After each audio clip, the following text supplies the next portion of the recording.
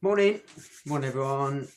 Everything looks as if it's working from my end. We're getting some comments through as well, so we will get going. Welcome back. On to the last bits of the knee, looking at the nerve and the blood supply. Episode 227. If you've not seen this before, then basically we take each region of the body and we go right down to the bones first of all, and then we add on layers as we go each week. And we are on the last layer. So we usually start off with the bones, bony landmarks, then add on the connective tissue and passive structures, then the muscle tissue, tendons, and then finally onto the nerve and the blood supply. So that's where we are right now. So if you've missed some of the previous episodes, then you can have a look back at those. And there are bits of it that you can pause and you can take screenshots for revision if you're studying for exams, that kind of thing. Or if you're just using it as CPD or CE, then you can log this as CPD hours every Monday. Easy as that. Right then, let's get you going. So, first thing we're going to have a look at is the nerve supply for around the knee region.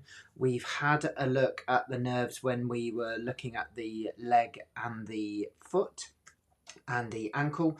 So now we're going to look at where those nerves come from, so a little bit higher up, and we're going to be touching a little bit around the hip because obviously that's nearer to where everything's coming from. And by the time we get to the lower back, then you'll have a complete network. So if you look at the videos for the nerve supply for the foot and ankle, nerve supply for the knee, nerve supply for the hip, then you'll have that pathway all the way through if that's all you're interested in and you just want to focus on that bit. Obviously, if you want to do the muscles, then you just choose the muscle videos for each section. It's up to you, whatever you want to do.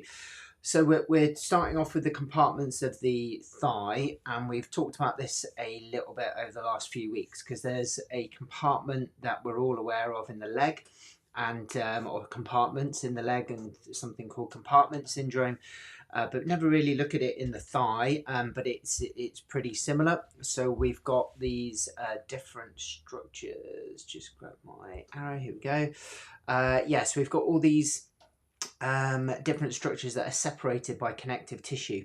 And remember that we were talking about the IT band, I think it was last week, maybe the week before, and the fact that the IT band isn't a band, it's continuous around the whole limb. But not only that, that continuation of that connective tissue is also connected to the femur via these septums, and they divide the leg into sections. So we've got an anterior compartment here. This is where these muscles, vastus medialis, vastus intermedius, vastus lateralis, rectus femoris, sartorius. So all of those are in that anterior compartment. Then you've got your adductor longus brevis magnus, gracilis in this medial compartment here.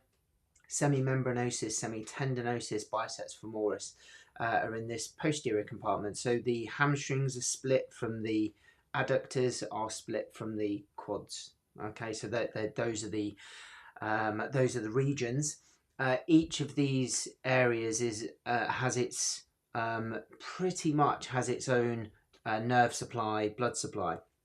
So we've got femoral artery vein, and you'll have the femoral nerve supplying this anterior compartment. We've got sciatic nerve at the back, and then there's a nerve that we haven't really touched on. It's called the obturator nerve, which is this medial compartment here. So we're going to have a look at those. There is a bit of a crossover as we go down with some of them, but generally that's how it's split. So let's have a look at those. So specifically to do with the knee, these are the nerves around the knee joint. Okay, so one thing to kind of recap is the different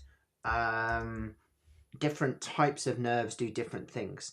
So when the nerves come out of the spinal cord, they come from two different areas on the cord, and we'll cover this when we get to the lumbar spine.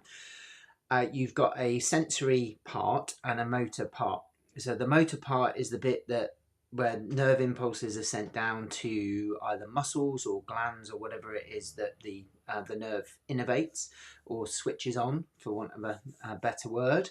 And then the sensory part is the receiving of information from the body's environment. So it's all the various sensors that we've got in the body.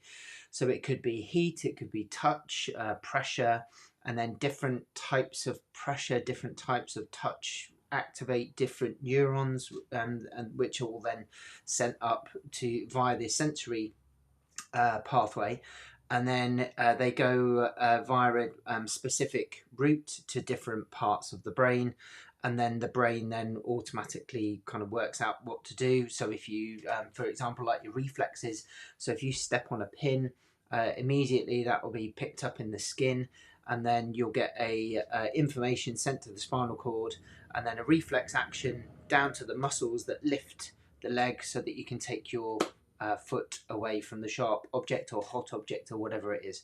So we've got these networks all working all the time. Some are autonomic or automatic, some are ones that are voluntary, so we can control them, and we can override some things. But yeah, basically those are the two main pathways. And there, so we've got these motor branches which supply the muscles and glands as well. So they innervate muscles, and innervate rather than innovate. I know see people get mixed up with that spelling. So it's INNERVATE, innervate. And then sensory branches, so sensation from the skin. And we've got these specific sensory nerves that pick up skin sensation and then feeding information back.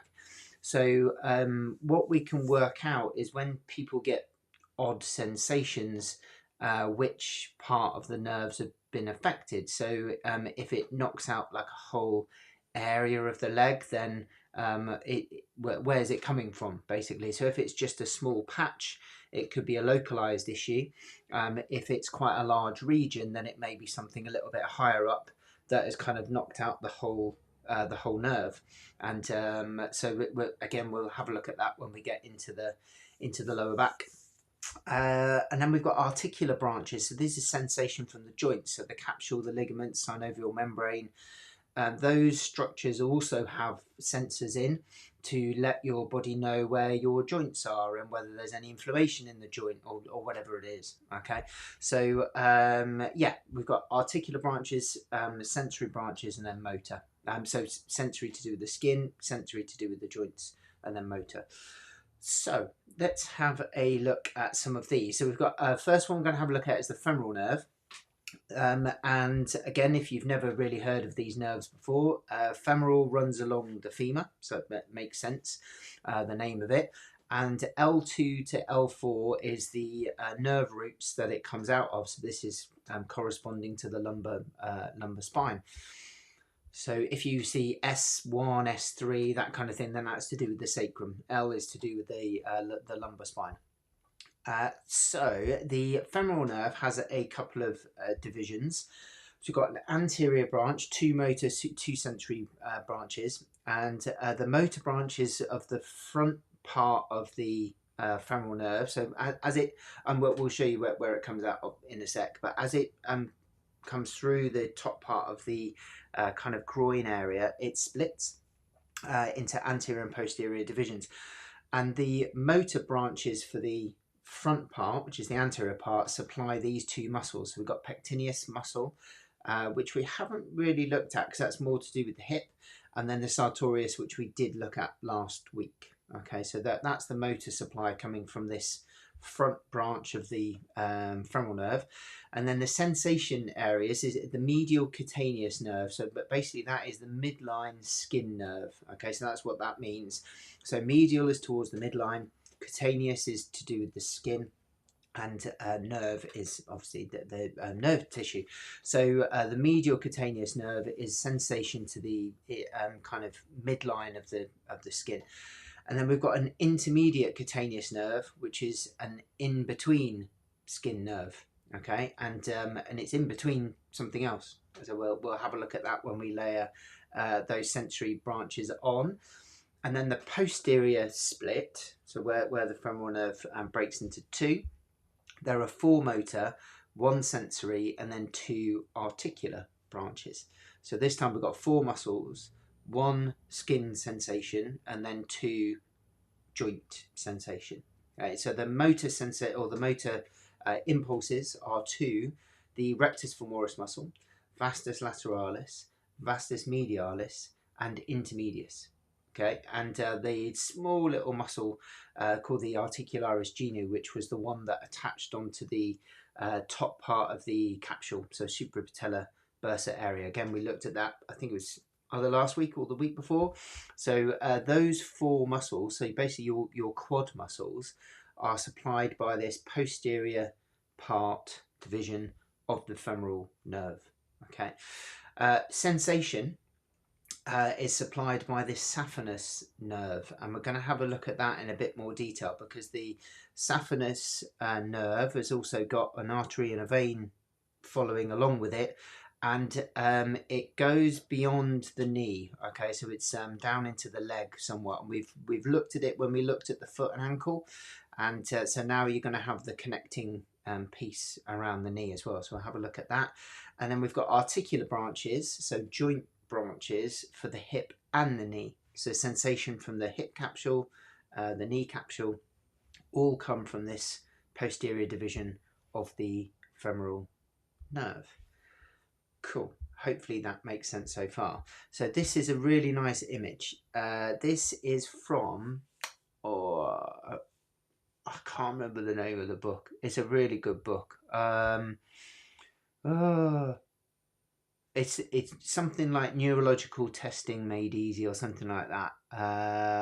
I'll have a look, and then I'll put a link in the on the YouTube channel. So we've got L2 to L4. So those are your nerve roots, and those then come together to form the femoral nerve.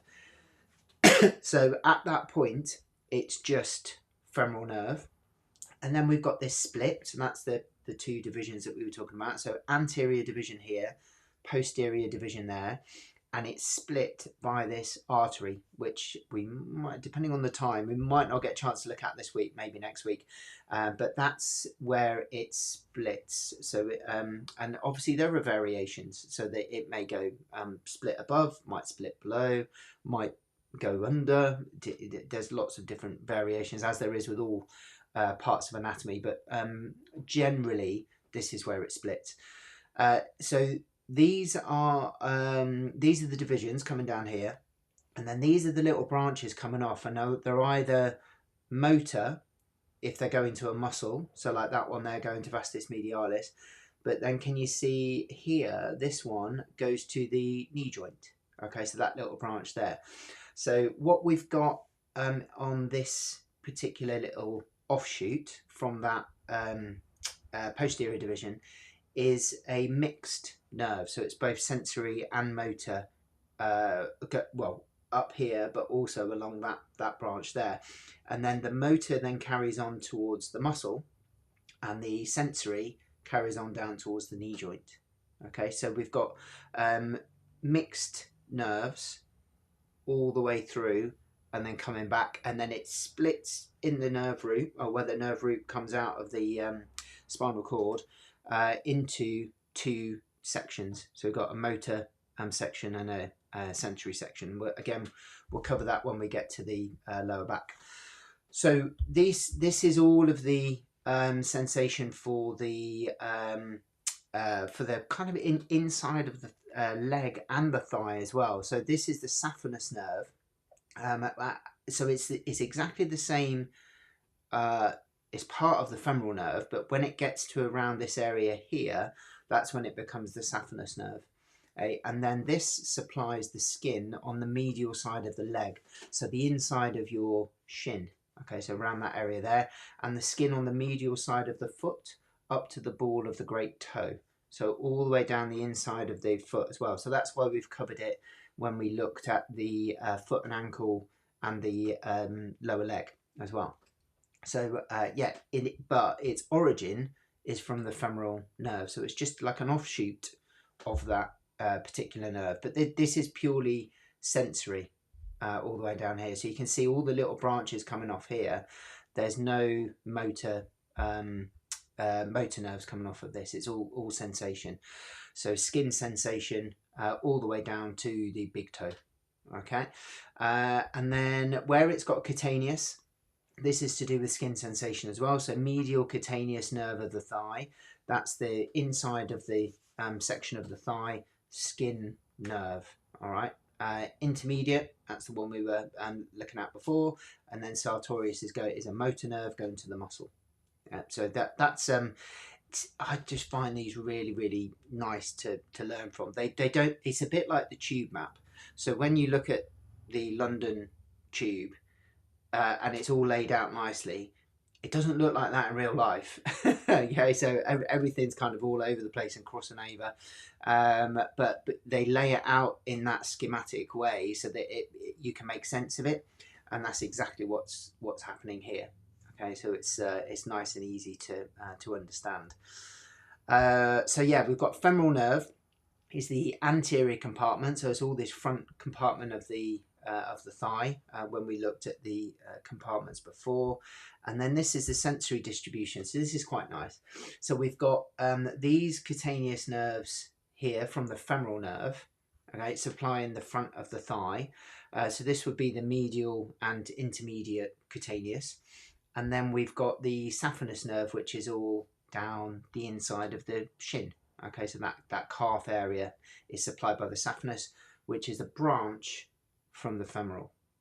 Okay, so now hopefully you can see that if there's a whole area that's been knocked out, so quite a wide region, both above and below the knee, then there must be something going on up here that is knocked out the whole lot.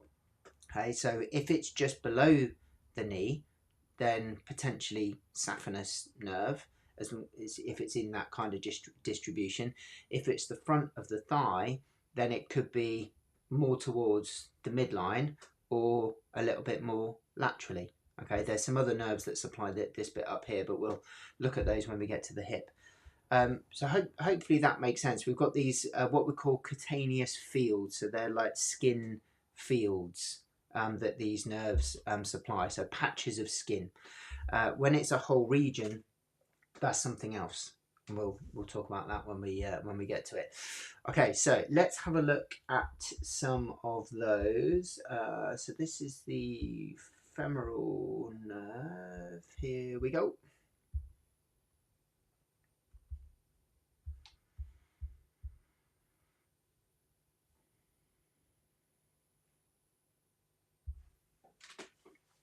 Okay, so that's the schematic from before, and then this is what it's like in real life, so it's a bit different. Just scroll back a little bit there. There we go. So just to give you an orientation, there's your lumbar vertebra. So this is a view from the front of the body, and the videos that we use are from Ackland Anatomy. So if you want to have a look at these in a bit more detail, then definitely have a look at Ackland. There's your iliac crest just across there. That structure there is the inguinal ligament or inguinal ligament, however you want to say it. So if you have a look here, these structures here, these are the nerves coming through. Let's just take that off of there. So there's the femoral nerve. There's the obturator nerve. We'll talk about that in a second, but it's really close to your psoas muscle. Again, we've not really covered that because it's more to do with the lumbar spine and the hip. But that's the psoas just there. There's the lumbar vertebra there. That muscle there is iliacus. So those are your nerves coming through. So here's the femoral nerve coming through. So it passes underneath this inguinal ligament just here, and then starts to go off down the front of the leg, front of the thigh. So these are some muscles that we saw before. So there's sartorius just there, and you can see where the femoral nerve starts to split and branch off. Okay, just playing that through again. So some of the muscles supplied by the femoral nerve, you've got iliacus, You've got the quad muscles, all of your quadricep muscles. That's all the stuff on here. Pectineus, sartorius, and you can see these little branches coming off. Let me just pause that there, because I think it's quite surprising sometimes where you see how muscles are innervated. It literally just goes into the muscle and then terminates, and then that's when the microscopic changes happen, where you've got a nerve impulse coming down, and then you've got a chemical reaction which then causes the muscles to contract. So you're looking at that kind of actin myosin overlap, acetylcholine, all that kind of stuff. So but that, in kind of gross anatomy, that's what it looks like. Yeah, so we've just got this branch coming off, and then it terminates into the muscle, and then that's where the all of that muscle contraction stimulation takes place. So it's quite mad when you look at it for the first time. You go, is that it? And it's the same with the blood supply as well. There'll be a blood vessel just finishing into a muscle. So yeah, this was the sensory distribution. So this basically what will happen is there'll be the branches that come off, that are the cutaneous nerves. They'll come off and then come into the undersurface of the skin, and then they'll come up and supply all of that skin, right? And that's why we get these patches of skin sensation. So femoral nerve to do with the front of the thigh, and then saphenous nerve on the inside of the inside of the leg and down into the inside of the foot, right? So that's your motor and sensory branches. There we go. Perfect. Right, let's have a look at the next one. So the next one's your obturator. Now, obturator means to close. So if you think about the region that the obturator nerve is in, so we had a look at the compartments before. It was on the medial compartment, and the medial compartment is where all your adductors are, adductors. Obturator means to close. So your adductors close your legs. Okay, so that's where the name comes from. The origin is the same as the femoral, so it's L2 to L4. So we've got that same kind of area, but the pathway's a little bit different. So you'll get your main obturator nerve coming from L2 to L4, but it sits in the pelvic basin. Okay, rather than going so over this area here, where the inguinal ligament would have been about here up to here. So the femoral nerve will come this way and over the top of this pubic ramus. So this is the pubis. A ramus is a branch, so we've got this branch of the pubis just there, and over the top is where the femoral nerve goes. The obturator goes underneath that ramus and then through a hole that's here. If I just move me out the way, and there's the hole there, and it's called the obturator foramen. So a foramen is a hole, an opening, and this is a hole specifically for that obturator nerve. Okay, and you've got different branches again. So we've got posterior and anterior branch. So we'll have a look at the schematic of that. Here we go. So these two split, and then again you can see it's got cutaneous branches on here as well. So hopefully you can kind of see the bits that were missing on that first skin map of the sensation on the skin were the inner thigh and the outer thigh. So the inner thigh is now about to be filled in with another nerve, which is the branches from your obturator. Yeah, so we've got some part of the thigh supplied by the femoral, some bits of the leg, then the saphenous nerve, and then some bits of your inner thigh now supplied by the obturator. So the two splits, anterior and posterior. Anterior, we've got 4 motor nerves, 1 sensory branch, and then an articular branch, which is to the joint. So your motor branches were pectineus, adductor brevis, adductor longus, and gracilis. Okay, and again we've covered those 3. Again, we haven't looked at pectineus yet because that's more to do with the hip. It doesn't go near the knee. And then sensory is the obturator cutaneous nerve. So we've got the obturator skin nerve, okay, so on the inner thigh. And then this one posteriorly, we've got 2 motor and 1 articular. Now, if you have a look at this posterior branch, look how long that one is. So that's coming all the way down here, terminating near the knee. So the motor branches are obturator externus. Again, we've not covered that one before because that's to do with up here in the around the hip. But we have looked at this one, adductor magnus. So your big adductor muscle. Remember, I was saying last week it was the well, 5th hamstring if you count biceps femoris as 2. Then if you remember as well, we said it had 2 nerve supplies because there was a bit of the muscle that adducted and there was a bit of it that extended. Okay, so this is the adduction part, so the to close bit, which is the adductor magnus from the obturator nerve.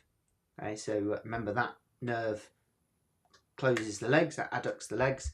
So this is the obturator portion of that particular muscle. And then the articular branch is all the way down to the knee, which was that long branch there. Okay, so this will provide sensation to the capsule and the some of the ligaments around the knee. Okay, so we'll get information about the knee joint from this branch here. Okay, cool. Here is a schematic again. So L2-12-4, same as femoral, but this time we're going off in a different direction. The obturator canal is a gap, and you'll see it in a second, where that obturator foramen was, where the nerve passes through. It's not just a hole in real life. There's a membrane that fills that foramen. Okay, so it's a piece of connective tissue that helps divide the front of it and the back of it. And as the nerve comes through, it pierces through that membrane through the obturator canal. Okay? And then we've got the split. So we've got posterior division, anterior division, and then these are the muscles that it goes to. We've got an articular twig, I like the way that put that, little branch to the hip joint. And then we've got an articular twig to the knee joint as well. Okay, the cutaneous branch supplies skin on the medial aspect of the thigh. So this then fills in that cutaneous field on the inside of the thigh as well. So, and there it is. Okay, so that's the patch that the obturator nerve supplies. Or the cutaneous branch of it supplies. So we've got skin on the medial aspect of the thigh is supplied by the obturator nerve. So now, if someone comes to you and says they've lost sensation in the thigh, you can ask them a bit more specifically where exactly. So is it specific parts? Because quite often we'll get a bit worried that there's something wrong with their back, and it could be.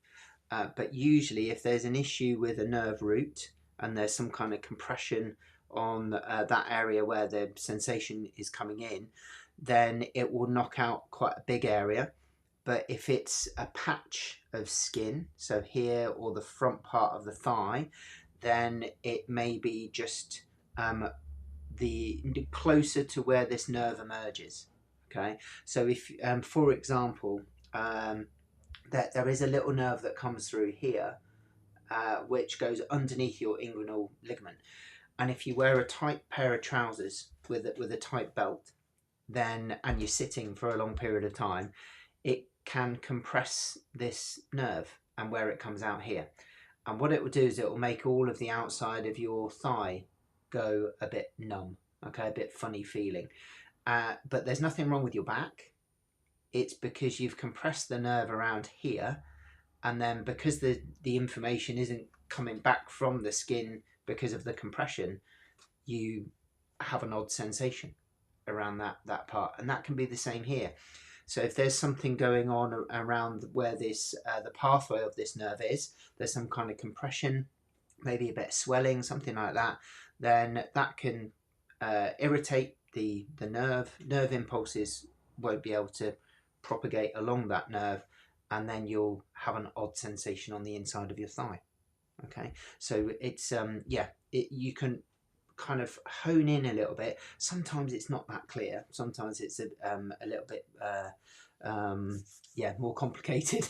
So you would need a better examination, more thorough examination. But sometimes it's really easy, and you just change. Like for example, that one there, that's a classic. So if you loosen your belt a little bit, then problem goes away. Yeah, so it can be something very, very simple, or it can be something not very nice. So we have to, if you've tried the simple thing and it's not worked, then get a better investigation. Okay, so here's the obturator.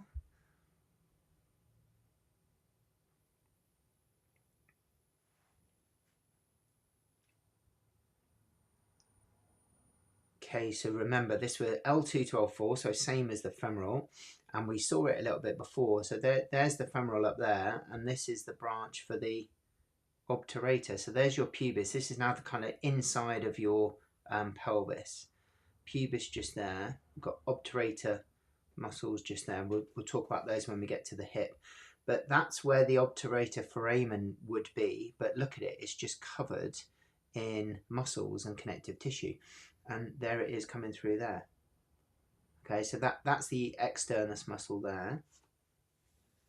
And you can see it popping through that foramen. So we've got muscles that are supplied: obturator, adductor brevis, adductor longus. So this is all that medial compartment of the thigh. And then there's the sensory distribution as well. I'm just going to go back there a sec. So that's what I wanted. So that area there, that's the obturator foramen. So obturator nerve coming through here. What you'll notice is, or may notice, is that this nerve is a little bit thinner than the femoral nerve coming through here. And if you think about it, it's to do with the amount of muscles and the size of the muscles that nerve supplies. So if you've got a large area to cover, or you've got big muscles to activate where you'll need several areas where you've got motor input into that muscle, then you're going to need more neurons. So the bigger nerves are because they provide either motor or sensation for a larger area, basically. So the femoral is quite big and the obturator is quite small, just simply because of the regions of the body that it supplies. Yeah, but then when we get down here to the terminal branches, they're very, very similar in size. There may be more in some muscles, but they'll be a similar kind of size. Okay. So that's the split as well. So you got anterior and posterior divisions, and then you can see where they go into the muscle. So again, muscle supplied: obturator externus, which is hip; adductor brevis we've looked at; longus we've looked at, and then the anterior portion of adductor magnus, which again we've looked at as well. So skin sensation around here. So we've got cutaneous branch to supply the skin on the medial part of the inner thigh. Okay, so that is your obturator nerve. And then last one, big chunky one, sciatic nerve. Remember I said about the size of it being the kind of area that it contributes to, either motor or receiving sensation back. The sciatic nerve is pretty thick.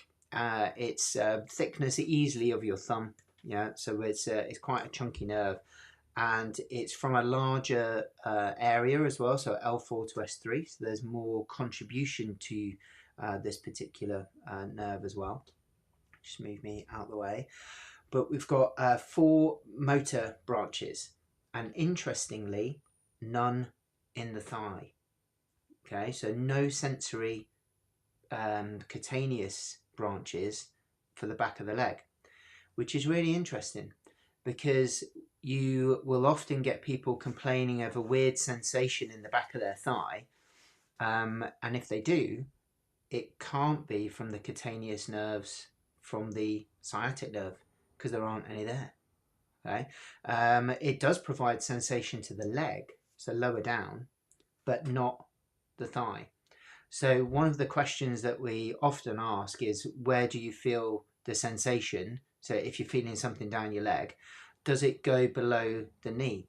Because if it goes below the knee, there may be a sciatic nerve involvement. If it's not going below the knee, then it can't be. Yeah, if it's a sensation thing. So the motor branches that we've got for your hamstring muscles and your fifth hamstring, which we talked about before. So remember, obturator supplies part of the adductor and the other part of it is supplied by the sciatic nerve. So the motor branches are for biceps femoris, so your two-headed hamstring, semimembranosus, semitendinosus, so two medial hamstrings, and then the adductor magnus, which was the extension portion of that particular muscle. So that's why it's kind of put together with the other hamstrings, because of the nerve supply for that particular muscle. And then, yeah, sensory. So if you have weird sensation around the buttock area, into around the hamstring area, it's coming from a different cutaneous. If it's the skin sensation that feels odd, it's coming from a different different nerve network. And we'll have a look at that as we go up into the hip. But yeah, odd sensations around here, the back of the thigh, are not from the sciatic nerve. Right? So, what about skin sensation in the back of the thigh? As if I'd done this before. So we've got a nerve called the posterior cutaneous nerve of the thigh. Okay, so it does exactly what it says on the tin. Posterior is at the back, cutaneous is skin, and the nerve of the thigh. So it supplies the skin to the back of the thigh. And it comes from this region here, so S1 to S3. There are three branches. The cutaneous branch is the posterior thigh. And then we've got a gluteal branch that supplies the buttock, so kind of underneath your sit bones. And then a perineal branch which supplies the genitalia, so we've got scrotum and labia majora. So pelvic pain can masquerade as sciatica because of the shared parasympathetic pathways S2 to S3. So sometimes you can get these, remember, sciatica just means pain down the back of the leg. So it doesn't mean that it's to do with the sciatic nerve. We've done a whole episode on that before. So it can be really confusing because you think it's sciatic nerve, but it can be some other structures that are masquerading as a sciatic nerve issue. Okay, so it's not, if somebody says like this is the test to do for sciatica, and there's one thing, you need to ignore them because it's impossible to be one thing. And then we've got this as well. So this kind of fills in the rest of the map around the thigh. So we had this area here, which was supplied by the femoral cutaneous nerve. Remember the intermediate and the midline nerve, the medial one. And then we had the inside, which was supplied by the obturator. We've got posterior cutaneous around the back, and then this pink area here, this lateral area here of the thigh, is supplied by the lateral cutaneous nerve. And this was the one that I was talking about that goes underneath the inguinal ligament. And if you have compression there, you can lose sensation to the outside of your thigh. And again, this is why it's useful to be specific with your questioning. When people say that they've got odd sensations in their thighs, exactly where is it? Can you map it out? Yeah, so is there a specific area that has been knocked out? And then when you know the pathway of the nerves that supply that area, you can then kind of track it back and go, right, is it a nerve root problem, or is it something a little bit further down the line that's causing the compression or irritation, whatever it is? So the lateral aspect of the thigh, lateral cutaneous, is supplied by L2 to L3. Okay, so it's coming from the lumbar spine, but on its pathway around, it then goes underneath the inguinal ligament and then supplies the skin here. It doesn't have any motor part to it, so your power will be fine. Yeah, there'll be no problem with contracting your quadricep muscles, but you'll get an odd sensation in the lateral part of the thigh, and it's called neuralgia paresthetica. It's basically like a carpal tunnel of the thigh. Yeah, so if you understand carpal tunnel and the compression that can occur around the wrist, and then the odd sensation you'll get in your fingers, this is exactly the same, and it's really quite common. I've seen this a few times. Now, one thing that might seem a bit bizarre to help, and especially being evidence informed and all that kind of stuff, but it makes sense really when you think about the mechanism of it. Something that really helps in this area is cupping. Okay, when I've done it before, it's worked really, really well, and I don't know, it just makes sense that if you can increase the space that that nerve has around that area, then it can then flow through a little bit easier. And if there's a bit of inflammation there or whatever it is, then hopefully we can provide it space, do some movements to help pass that inflammation through or out of that region. Plus the lifestyle things like if they're a bit overweight and as they're sitting it's compressing the nerve, that can be useful. A classic is with police officers wearing well, I don't think they do it so much now, but they used to wear quite heavy belts, and then that would compress the nerve and then knock out the outside of their thigh as well. Okay. Neurological, yes, yeah, thank you, David. Yeah, neurological examination made easy.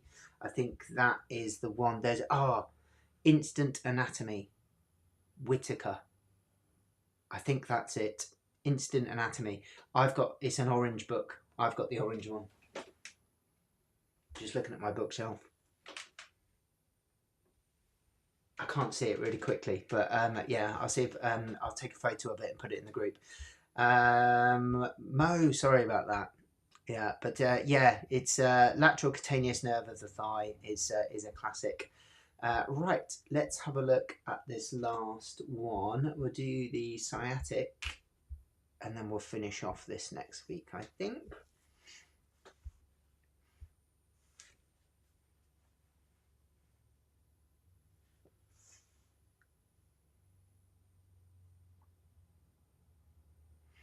So here we go. So again, you can see all the different thickness of these nerves. Look at obturator compared to sciatic. Look at that. Yeah, loads of nerve tissue there, loads of it, and look at it all coming together through here. So that's the greater sciatic notch around there. Got different branches coming off as well. Yeah. We've got there are ligaments as well that create these holes. We'll look at those when we get up into the pelvis. So there's your gluteus maximus muscle, and then take off gluteus maximus, then you can see the piriformis and then the sciatic nerve coming through here. And always in the textbooks, let me just put that there, there is a split of the sciatic nerve just above the knee. We saw in the anatomy labs up in Glasgow when we were there a couple of weeks ago, the sciatic nerve splitting around about this area here. Okay, so there were basically two sciatic nerves quite high up, and that's quite common. Yeah, it's we see that quite a lot in the different labs that I've been to. There's sometimes the nerves can split really high, and one can go over the piriformis, one can go under, it can go through the piriformis. So there's loads of different variations of those. So that's the piriformis muscle there. There's your sciatic nerve, and it's really quite thick. Yeah, like I was saying before. So there it is as it's passing through, and some of the areas where it can get kind of trapped, if you like, is up here. So you can get the ischiofemoral impingement. So between the ischium and the femur. You can do a test where you extend the leg and put compression around this area to see if that reproduces symptoms. Sometimes that can irritate the nerve. You have what's called a mechanosensitivity. And down here as well, there's biceps femoris. It's got two heads, and the sciatic nerve will pass through those heads.